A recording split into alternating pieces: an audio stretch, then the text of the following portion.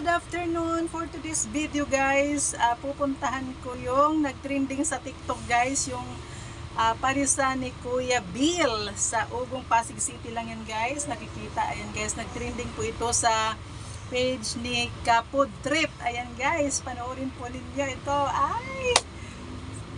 Punta natin guys, samahan nyo kami.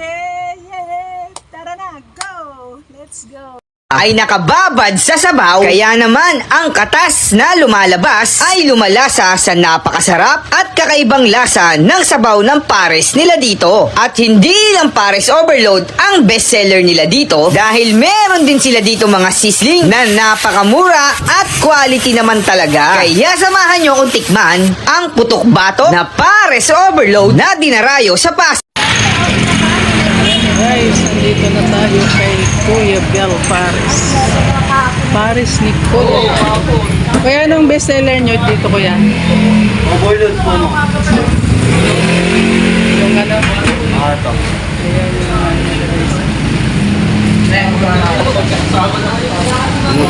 sisig? Yung sisig?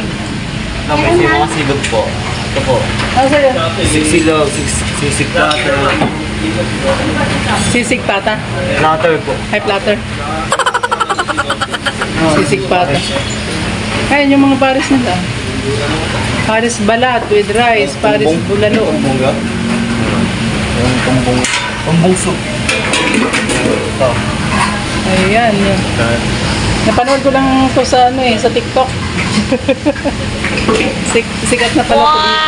Wow! Laging dinadayo na. Kuya. Ayan kuya, ano mo kami ng pares bulalo. Sa'yo Chan, ano sa'yo? Tumbong. Yung tumbong daw sa kanya. Oo.